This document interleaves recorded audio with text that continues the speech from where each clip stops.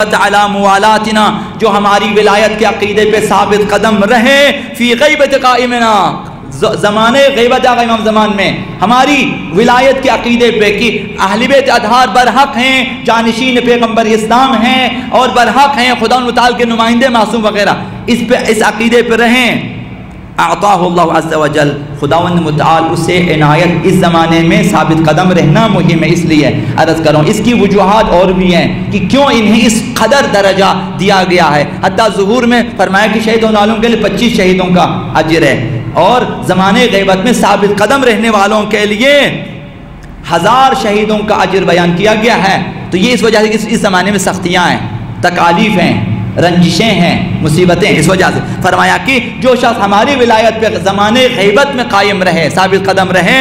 اعطاہ اللہ عز و جل اجر 1000 شہید من شہداء بدر و احد، شہداء بدر و احد کی طرح 1000 شہیدوں کا اجر دے گا۔ آج مہم ہے، آج کل امام زمان کا ظہور ہو جائے، بہت سارے لوگ آرزو کریں گے ہم آپ کے لشکر میں آ جائیں گے، کام کریں گے، وہاں تو پھر جو ہے رکاوٹیں ہی نہیں ہیں،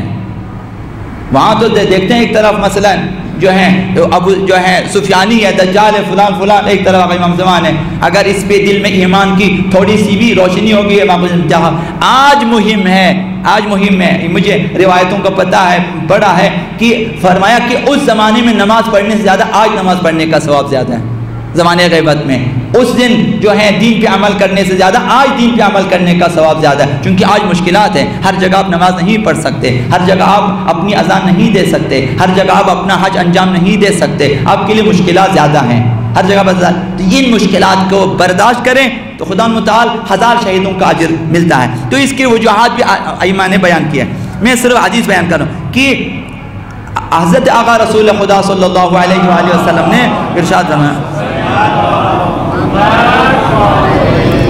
من ابتلا من المؤمنین ببلاء وصبر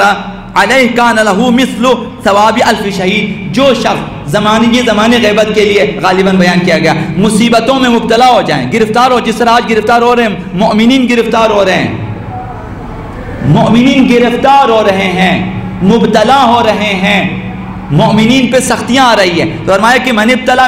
کوئی مومن اگر مصیبت میں مبتلا ہو جائے اور وہ صبر کرے، کان لہو مثل ثواب 1000 شہید، اسے بھی 1000 شہید کا اجر ملے گا۔ آج مومنین کے پاس تو ہم نہیں جاتے، جو لوگ چاہتے ہیں وہ جن کے جوان جگر گوشے گم ہو چکے ہیں یا قتل ہو چکے ہیں، جا کے ان سے پوچھیں، خداوند متعال پھر 1000 شہیدوں کا اجر اس زمانے میں مہم ہے۔ اور آخری آقا امام صادق علیہ السلام نے ارشاد فرمایا من مات منتظرا لهذا الامر کمن کان مع القائم فی وسطاته، جو آج ظہور کے انتظار کی حالت میں زندگی بسر کرے، یہ بھی آمادگی چاہیے، خود کو آمادہ کیا آقا امام زمان کی نصرت کے لیے اور انتظار میں رہا اور وہ مرا، کان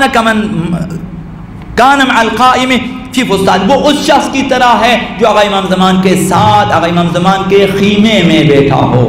آج آقا امام زمان کو یاد کرتے ہیں اور غزم معرفت حاصل کرتے ہیں اور آقا امام زمان کے انتظار میں رہتے ہیں، آج اس انتظار میں پاکیزہ زندگی بسر کریں، ٹھیک اسی شخص کی طرح ہے جو کل آقا امام زمان کے ساتھ خیمے میں ہوں گے، آقا امام زمان کے ساتھ خیمے میں بیٹھے ہوں گے۔ مثلا لا بل کان بمنزلۃ الضارب بین یدی رسول اللہ صلی اللہ علیہ وسلم بالسیف، بلکہ امام نے فرمایا بلکہ اس سے بالاتر اس شخص کی طرح ہے جس نے پیغمبر اسلام کو پایا ہو، پیغمبر اسلام کے ہم رکاب ہوا ہو اور جنگ میں گیا ہو اور اپنی تلوار سے پیغمبر اسلام کے ہمراہ دشمنوں سے جنگ کیا ہو، اس کا